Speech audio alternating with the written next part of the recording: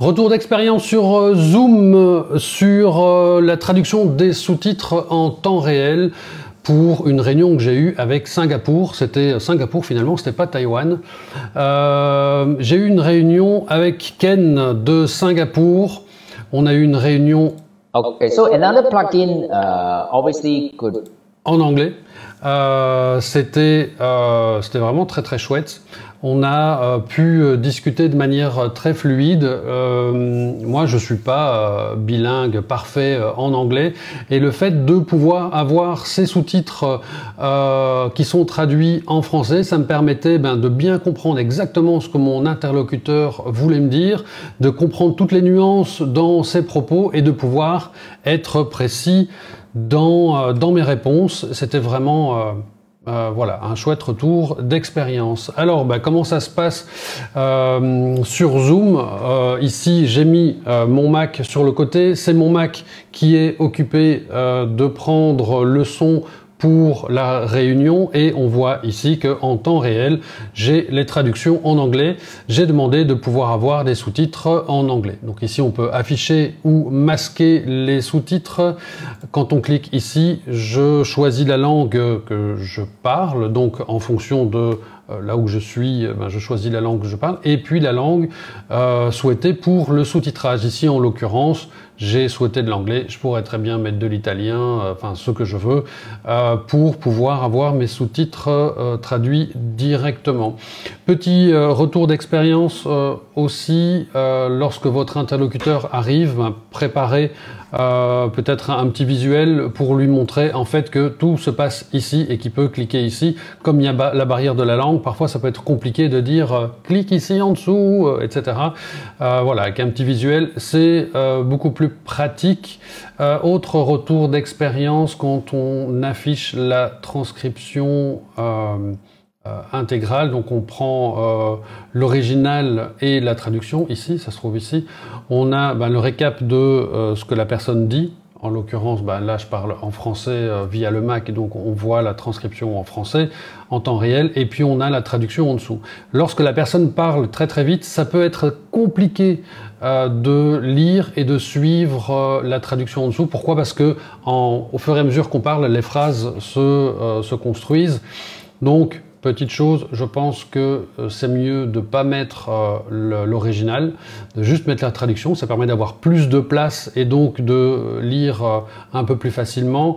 Autre petit, voilà, vous voyez, on a plus de place, on a plus de phrases traduites. Autre point positif, si vous souhaitez avoir plus de fluidité, c'est que vous pouvez afficher la transcription intégrale sur une petite modale, une petite fenêtre qui s'ouvre comme ça, et donc vous avez toute la traduction qui se fait ici sur la droite. Donc ça permet, pourquoi pas, de prendre un peu plus le temps de lire, parce que ici en dessous, dans les traductions en temps réel, ça va très très vite, mais sur la droite, dans cette fenêtre-là, on a la possibilité d'avoir toutes les phrases qui ont été traduites, et pourquoi pas de revenir un peu en arrière si c'est nécessaire, ou de prendre un peu plus le temps de lire ce qui est occupé de se dire.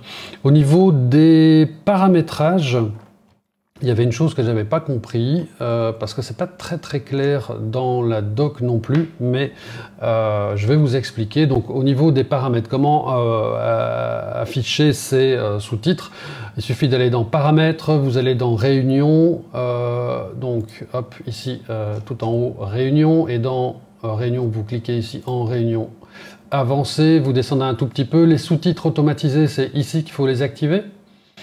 Ensuite, les sous-titres traduits, c'est ici que vous les activez. Si vous souhaitez ajouter des langues qui ne seraient pas ici, vous pouvez. Je pense qu'on peut aller jusqu'à 5 langues supplémentaires. Si vous souhaitez en afficher d'autres, je pense qu'il faut contacter le support. Ensuite, donc pour les traductions, on a toutes les paires de traductions qui sont possibles ici. aussi possible d'en ajouter. Et alors, ce que j'avais pas très bien compris, mais que j'ai compris maintenant, c'est ce paramétrage-ci, qui est pas vraiment utile dans mon cas, c'est l'interprétation de langue. Ça permet d'inviter des personnes qui, à la réunion, qui ne seraient là que pour traduire. Et donc, vous pouvez assigner telle personne à la traduction français-anglais. Et lorsque cette personne sera dans la réunion, vous n'allez pas l'entendre en fait, elle sera un peu cachée, entre guillemets. Par contre, vous avez la possibilité ensuite d'aller sur la petite map monde, vous aurez une petite map monde et en cliquant dessus, vous pouvez choisir la langue. Et donc, c'est pas la personne, votre interlocuteur que vous allez entendre, c'est la personne qui est occupée de traduire derrière. Donc il y aura un petit temps de latence, sans doute le temps que la personne traduise correctement. Mais donc vous allez pouvoir entendre la personne qui va traduire ça en temps réel. Voilà, c'était pas très utile dans mon cas, mais c'est quelque chose qui existe, c'est plutôt pas mal. Mais nous, ce qui nous a beaucoup intéressé aujourd'hui, c'est les sous-titres automatisés et les sous-titres traduits. Donc première expérience, premier retour d'expérience positif. Moi franchement ça m'a fluidifié ma réunion, ça m'a permis de comprendre toutes les subtilités de la personne que j'avais en face de moi. Donc l'IA au quotidien, ça marche vraiment très bien. J'en ai fini pour cette vidéo, je vous dis à très vite, à la prochaine vidéo. En attendant, prenez soin de vous et prenez soin des autres. Ciao ciao!